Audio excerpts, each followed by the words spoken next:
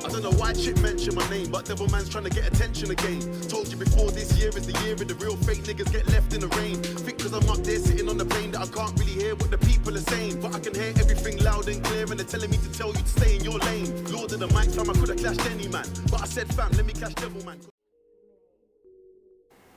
Alright, it's time for another video. I want to talk about Wolff's answer. Wolff has his supposed answer as to why there is this performance gap between Mercedes and Ferrari and Red Bull. The Belgian Grand Prix has come under threat. We're going to be talking about that and some cost cap chatter, as well as addressing driver salary caps, because this is something that seemingly won't go away. It won't go away. No one's talking about it. I'm pretty sure no one is really willing to entertain it aside from whoever is pushing the driver salary caps. But anyway, so why am I bringing Toto Wolff into a video? Well, he has supposedly gotten his answer as to why Red Bull and Ferrari are so much faster than Mercedes, and it's of course the flexing floors. Now, he's putting a lot of stock into these technical directives in regards to the flexing floors actually closing a gap. We'll have to see what happens. Now, do I believe that will happen? No, I don't believe the technical directives will change anything in regards to the pecking order, well, in any meaningful way. I don't actually think it's Ferrari or Red Bull who have a flexing floor. I don't actually believe they have someone's gonna say, oh, but they voted against the first round of technical directives. Well, yes, but at the same time, it doesn't really mean anything in the grand scheme of things. Here's the thing to understand, because I've even given my take on the whole flexi floors and the GP observations. Here's the thing to understand: the teams probably already have quote unquote legal flaws, right? Red Bull and Ferrari, if they were running illegal flaws, then by Paul Ricard they will have quote unquote legal flaws, whatever that so means. And even still, like I said in that GP observations, you're not really going to be able to police it if they've applied the same technology that they've applied to their wings, because the front wings are flexing all over the front, all over the top of the grid. So, you know, if they've applied that same technology to the floor, you're not really gonna be able to catch them out on a test, because, well, the wings are tested for flexing just as well. They don't flex when tested, so it's not gonna change anything in that regard. The team who is most likely to be breaching floor regulations is Haas, because, well, don't say it too loud, they haven't put any upgrades on the car. I'm going to cover them a little later. But they haven't put any upgrades on the car, and their car seems to peak at certain circuits for whatever reason. So if there's any team most likely to have a flexing floor, it will be Haas, and maybe Tracing Martin, I don't know. Maybe ooh, did they trace it up in their, what, did they copy it in their trace job? No, but anyway, so yeah, it's unlikely for me that any of the big players are breaking any floor rules. It's just highly unlikely to me, especially once Paul Ricard is over. It's just unlikely to me that any of them would be breaking floor rules. I mean, heck, maybe Alpine could be breaking floor rules for all we know, but I doubt. I doubt. Outside of Haas, really, that's the only team that I think would be breaching floor rules. But at the end of the day, the floor is hidden. While the cars are out on circuit, the floor is hidden. You can't actually see what's going on under there. Lord knows I've tried, so Lord knows I've tried, but you can't actually see what's going on under there. So however the cars perform at speed, like I said in the GP observations, you're just not gonna know. Only the teams will really know. I'll throw some sensors on it. Who knows? Maybe the FIA has some clever sensor that they can put on the floors, but I strongly doubt that. I very strongly doubt that. You know, at the end of the day, with Wolff's take here, it should be understood that he's looking for any reason why Mercedes are slower than Red Bull and Ferrari. That's what needs to essentially be understood here. It's not that he thinks anyone is actually breaching rules or what have you. He's just, well, that must be why they're faster. That must be it. Couldn't be anything else. It couldn't be that they've just gotten, they just have better concepts with better understanding on account of having prior knowledge. It couldn't be that. It must be flexing floors or something. So, we'll see what happens when we get to. Here's the thing, actually. Here's the thing.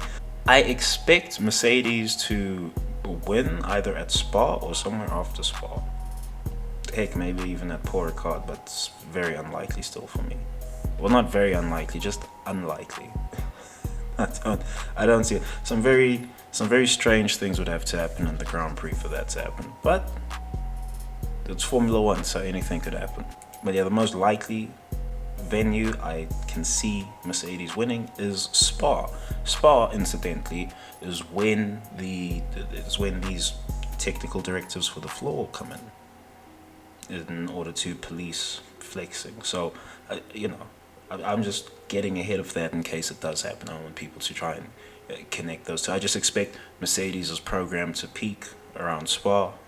Maybe they have 2 more win challenging Grand Prix after that, or perhaps just 1 more, quite frankly.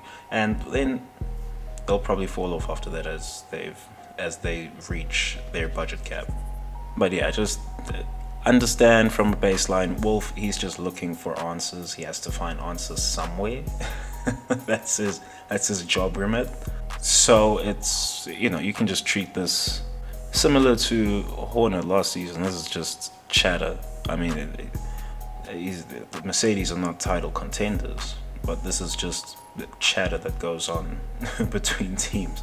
I mean, people got very upset about Horner and his rocket engine chatter last season, but this is just the thing that goes on, really. This is just how F1 is. They gotta be doing something. They gotta have some trick over there, some secret sauce. Could be some illegal sauce. Ooh, if we unhatch that illegal sauce that they've got over there, then we're gonna be the fastest car, because in Wolff's mind, Mercedes have the fastest legal car. So, in Wolff's mind, at least. But yeah, it's more likely the fastest legal car is, or whichever car wins the Constructors' Championship. It's looking like it's going to be Red Bull, but well, we'll have to see what happens there. Alright, number 2, the Belgian Grand Prix is under threat. It has come under threat. Now, the last time I remember the Belgian Grand Prix being under threat was when there were tobacco protests. People didn't want tobacco advertising in Formula One and on the circuit, quite frankly. So that was the last time. There might have been another one with oil sponsorships, I'm not sure. Don't quote me on that one. The calendar wasn't quite the same without Spa in there. It's a little alarming that, well, the Belgian Grand Prix is under threat. Of all the historic prestige venues to be under threat, it would be Spa. Unthinkable. Seriously unthinkable. Unfortunately, the last death, if we include Formula 2, that happened in the Top Flight Motorsport was at Spa. So that is something to note. Could that be a consideration that the organizers are making, the intelligentsia are making? I don't know. I doubt it is. But Spa, at the end of the day, a lot of the drivers are talking out about certain circuits that are on the chopping block. For instance, the French Grand Prix.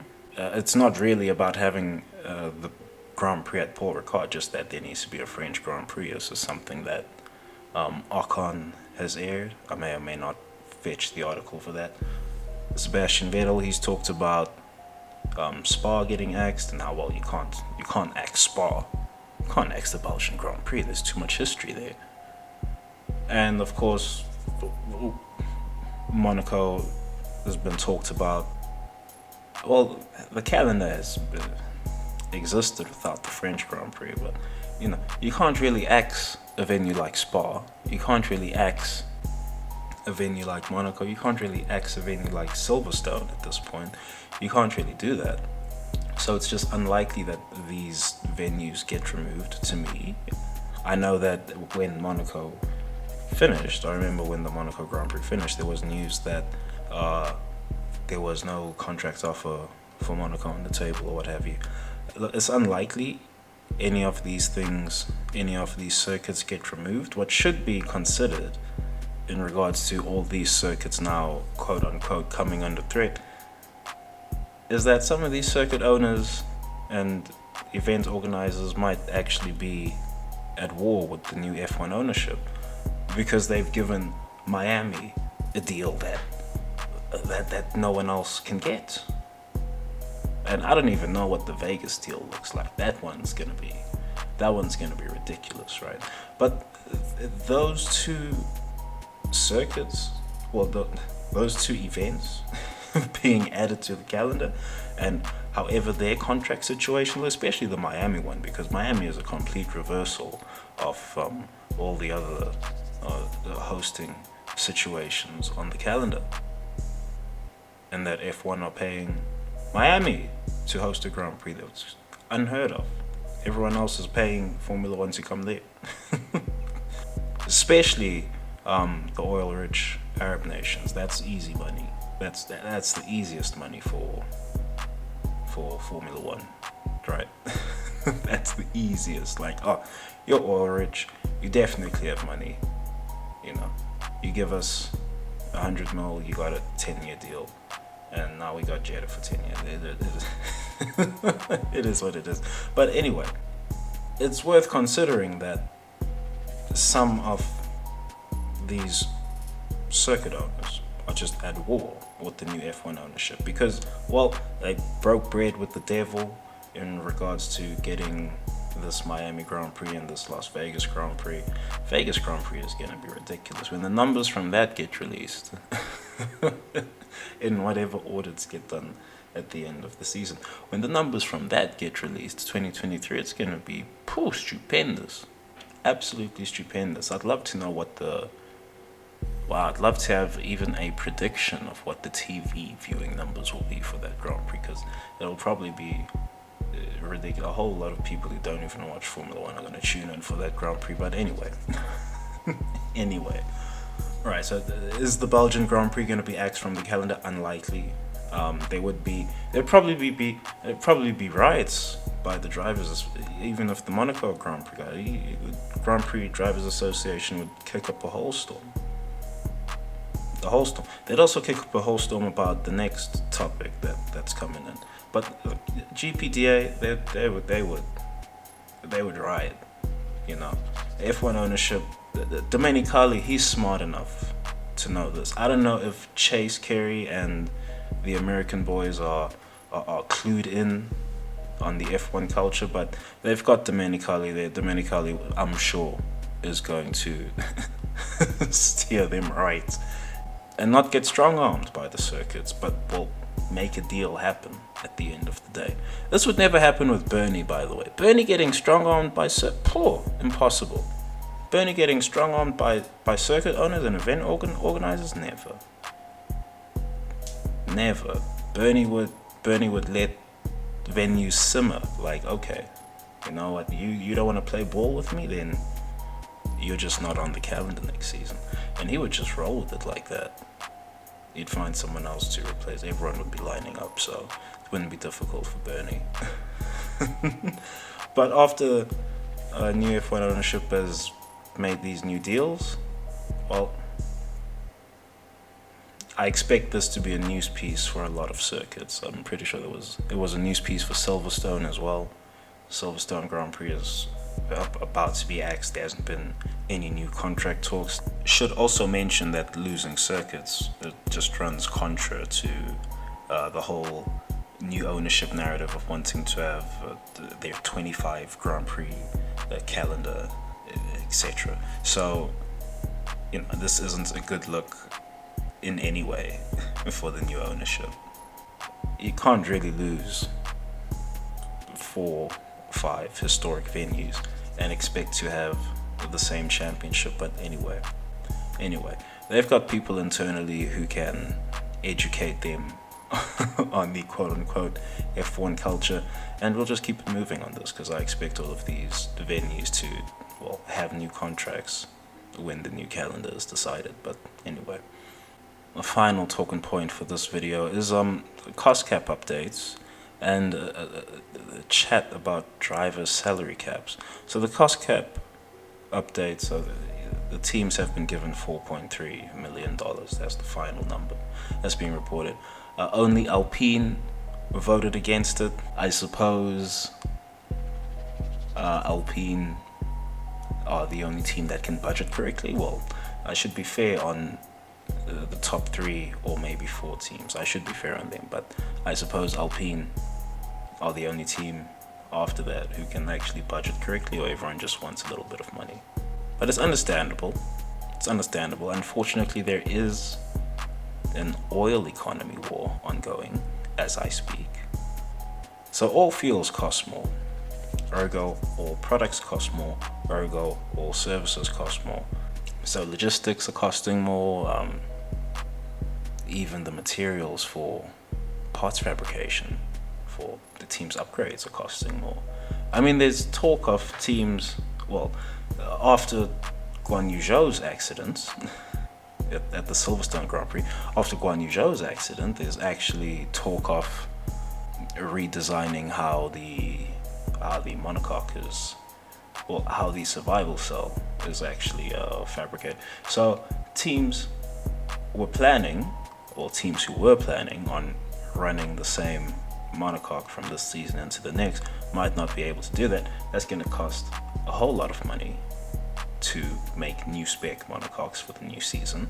And I guess I should address this. Why are they having a look at the monocoques and thinking about a touch-up, I should say, or quote-unquote redesign, I'm saying, but it's a touch-up. It's really just a touch-up, because Guan Yu Zhou's accident, the binding, they use bindings now. I don't know why these things aren't bolted on, but the binding that actually secures the roll hoop to the car, that's what failed. That's why the roll hoop failed on the car. So they're having a look at that. I don't know why teams are being allowed to use binding.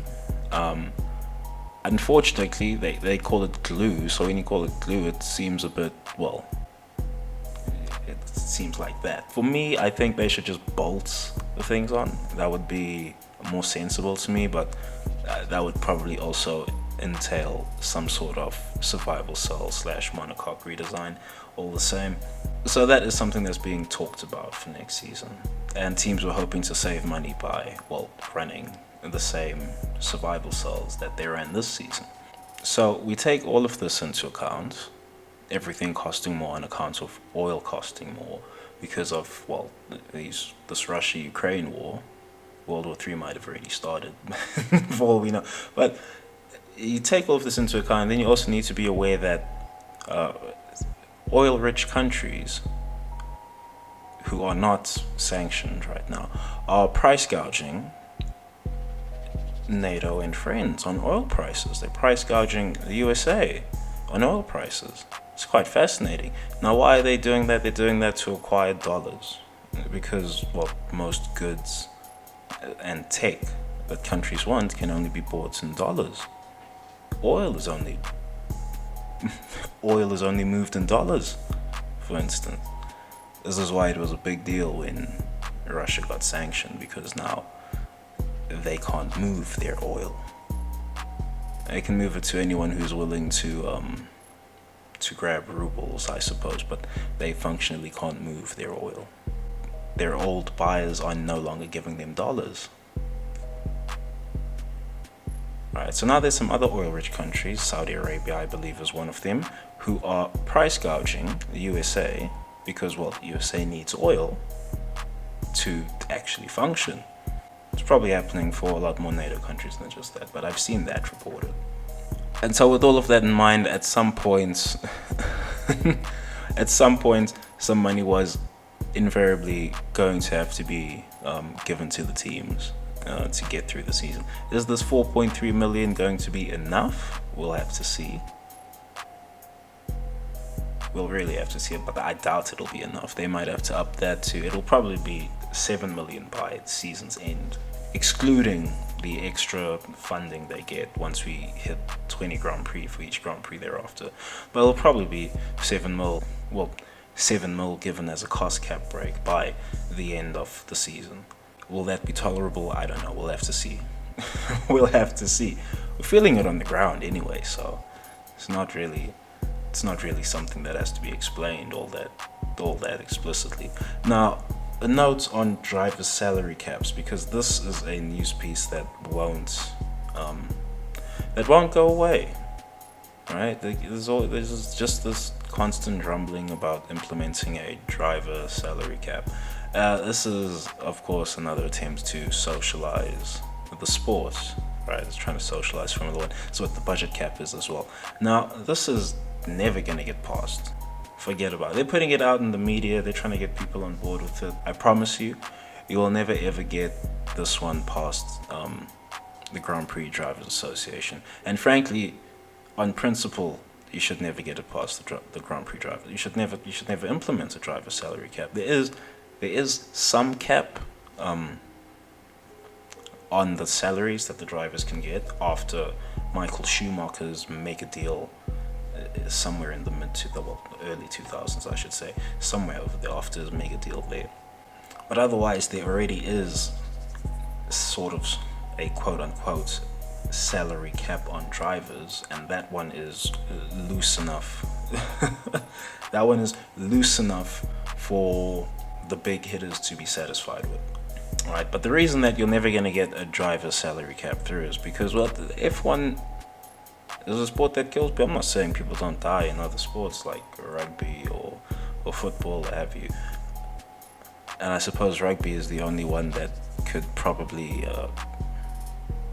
well, I suppose rugby has been sanitized since the mid-2000s, so it doesn't, I don't see any major injuries happening in rugby anymore. But that aside, F1 is, well, one of the only sports that, well, one of the few sports that kills people. It's one of the most popular sports where the sport itself can kill someone. You know, there's other sports that can kill people. I don't know, rock diving, not rock diving. Well, what's that? Cliff diving. Cliff diving, I've seen some guy die doing that. I'm surprised more people don't die. But things like that, people can die. What are those air shows? What are those air races? People can maybe die doing those. But motorsport in general, a lot of the deaths that you'll find in quote-unquote sports are in a motorsports context. So you're never going to get a salary cap through the drivers because, well, they have danger pay. They have real danger pay concerns, and there's a lot of people watching the sport anyway. So even if you remove the quote-unquote danger pay, they get too many eyes on the sport regardless. I mean, it's like trying to salary cap boxers. You just can't. The boxer at the end of the day is capped by whatever their value is to each pay-per-view event. That's it. Likewise, the Formula One driver's salary should ideally be capped to however much attention they themselves are responsible for drawing to the sport. Likewise, in these combat sports, they're putting it all on the line there. They might not come back from that fight in the octagon. They might not come back the same, or at all. Same thing for Formula One, same thing for top flight motorsports in general. So you can never really alter the pay structure more than what it is currently. That's just the way it is. Only the economy itself, you know, can dictate driver pay at this point. If people run out of money to, well, watch F1, then the money in F1 dries up. That's essentially how it will function. But until that happens, it's never going to be a topic. It will never be a topic, and it never should be a topic. Even the budget cap, on principle, I don't agree with it. You know, this is Formula One. This is Formula One. If you don't have the budget for this thing, then, you know, step aside. Step aside. That's the way it should be for me, quite frankly.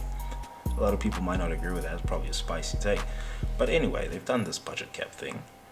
It's fair. You know, some programs were getting a bit ridiculous with the $500 million a year programs and stuff. That's fine. But I suppose in my mind they could have been a little more adventurous with it, with perhaps 200 million being the top end of, well, how much money you could spend in a season. But I digress. There's a lot of teams who couldn't even raise that much money anyway, so I digress. But yeah, for me they could have been a little more loose with the budget cap, loose, adventurous, whatever you want to call it. But otherwise, we have the budget caps now. They're being adjusted on account of real world events, and yeah, well, F1 is rolling with the punches. I mean, they got enough money to roll with the punches. I don't know if Joe Public has enough money to roll with the punches, but we'll see what happens, especially by the time we get to the end of the season. Also, next season. Next season will be mad. But in regards on last note on driver salary caps, because you've got things like this Grosjean crash, Huber's crash, Huber's crash and death, Bianchi's death, Senna's death, Schumacher broke a leg, Panis broke 2 legs. You know, because you've got all of these Massa, he could have died for all we know, right? If things weren't, if safety standards weren't as high as they were by then, right? He could have died, Felipe Massa. So the drivers have real arguments here, and you're never gonna. It's too airtight. Perez has mentioned this somewhere. I may or may not grab the article, but Perez, he mentioned it. Perez himself said that could have been a spicy kitten video. It's not necessary because he's correct, but Perez said that. So this driver salary cap thing, I don't know who they're trying to fool with this. I don't know, maybe the new gen or something who don't have knowledge yet. Anything could be going on. But yeah, when they mention driver salary caps, that's like fluff media. I don't know if anyone else is peeking in on these F1 websites and seeing what the news is. Anytime they mention driver salary caps, treat that as fluff media.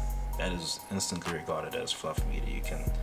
You can scroll right past it and not even bother. The drivers, unfortunately, well, I suppose they could just say no comments when quizzed on salary caps, but the drivers, unfortunately, they have to answer it, and they'll never give the answer that the socialist intelligentsia of the technocrats want them to give, because that answer will never be justified anyway. Yeah, that's the vid. Wolff's answer, the Belgian GP under threat, quote unquote, and some cost cap chatter. Aight, peace.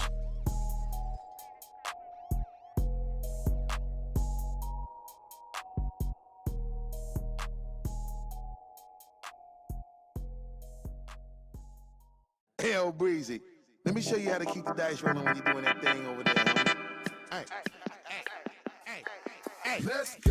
Cause I'm feeling like I'm running and I'm feeling like I gotta get away. Better know that I don't and I won't ever stop. Cause you know I gotta win every day. Go! See, you really wanna pop me. Go! Just know that you will never flop me. And I know that I gotta be a little cocky. Go! You ain't never gonna stop me. Every time I come, a nigga gotta set it, then I gotta go, and then I gotta get it, then I gotta blow, and then I gotta shut it. Any little thing a nigga think that he be doing, cause it doesn't matter, cause I'm gonna dead it. Then I'm gonna murder everything and anything about it. Boom, about a thing. I gotta do a lot of things to make it clearer to a couple niggas that I always win, and then I gotta get it again and again and again. And I be doing it to death, and now I move a little foul. Nigga better call a rap, and everybody know my style. Niggas know that I'm the best when it comes to doing this, and I be banging on my chest, and I bang in the east, and I banging in the west, and I kinda give you more, and I will never give you less. You will hear it in the street, and you can read it in the press. Do you really wanna know what's next? Let's go. See the way we on it, and we all up in the race, and you know we gotta go now, try to keep up with the pace, and we struggling and hustling and set it, and I get it, and we always gotta do it, take it to another place, gotta taste it, and I gotta grab it, and I gotta cut all through this traffic just to be at the top of the dome, but I know I gotta have it.